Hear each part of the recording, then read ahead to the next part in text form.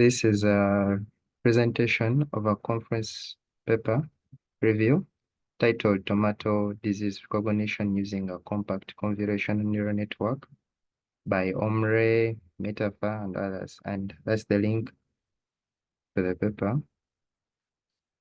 So the detection of disease in tomatoes in advanced and early intervals and treatment increase shelf life. So my name is Vivian Drake in group 6. So this paper aims at implementing a robust network, that is a compact convolutional neural network for disease detection with high accuracy and at the same time with a computationally cheap architecture in terms of number of parameters which are contained in the network in order to be used in devices with limited memory like phones, tablets, and then drones.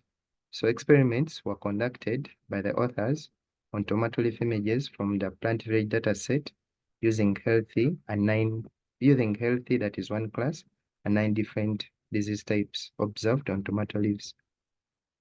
So the samples used, those are some of the images from different classes.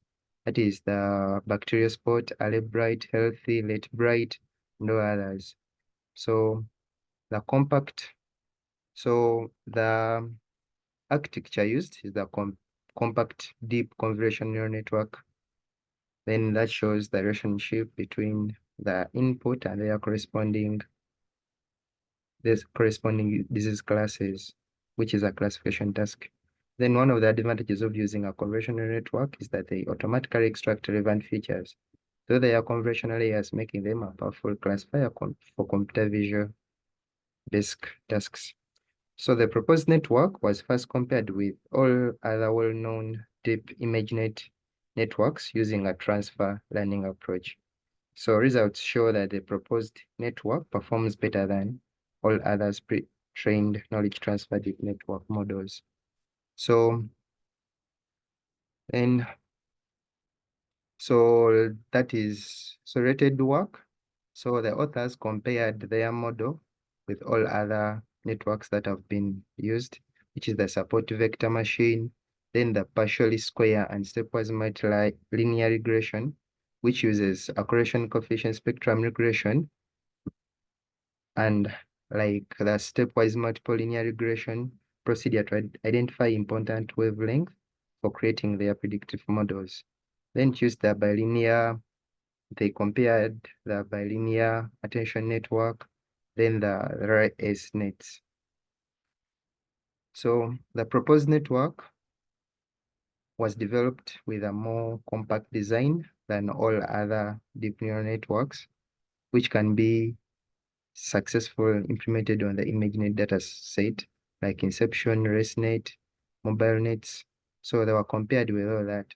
So a clear description of the proposed compact CNN model. So the proposed architecture receives 256 by 256 by 3 images.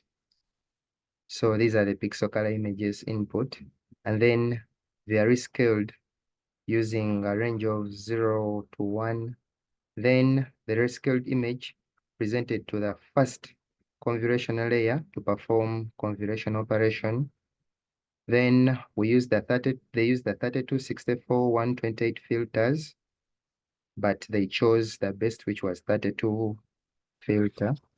Then to overcome the convergent shift problem, patch normalization is applied before the rectified linear unit RLU. So activation of each convolved node is computed. So then a max polling is done to perform a down sample to acquire future map and then condense the most relevant feature in the patches. So the operations are repeated, then up to when we reach the stage of like final polling, then are first converted to a single column vector that is flattening. Then the fully connected layer consists of 100 hidden nodes. And in this layer, the sum of the weighted input data from the flattened layer is first batch normalized. So then fully connected to a softmax layer with 10 output nodes. Those are the number of diseases which are 10. So determine the predicted class of the input image, the maximum probability among the output node is selected. So this is the data set having all the 9 affected leaf images and then 1 healthy disease. So it is divided. Each class of data set divided into 2 halves. One for training and validation, that is combined. Then they used a ratio of 9 to 10. Then they went on increasing the ratio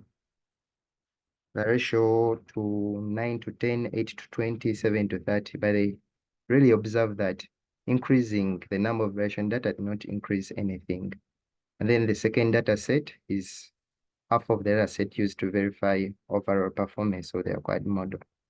Then performance evaluation was done. So to evaluate performance of the proposed network and compared with other deep network, a CC matrix was used. So true positive, true negative, false negatives were computed for each class matrix, and then they used the Matthew coefficients, Matthew correlation coefficients, because it is most informative and accurate statistics metrics and consider the main criteria. So the value closed one indicates a strong correlation. So here C1 didn't work well because it had like little images as compared to others. That's why they performed best.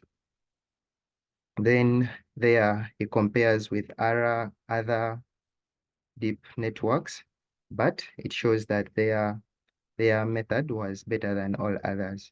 Then here its performance compared with that of DesNet. So there's what the proposed CNN was better than all others. Contribution, so have like a compact deep network with only 6 layers. Then argumentation was done and all that. So comparing with other state-of-the-art architectures, then computation strength, computationally cheap, then used a large data set, then augmentation, it controlled overfitting as compared to others. Then weaknesses, not explainable. That's why we have to use the explainable one so that we can explain everything. Then it was unbalanced, like only the Algebrite data set was having a little number of images. Then small data set, as they wanted it to be as cheap as possible.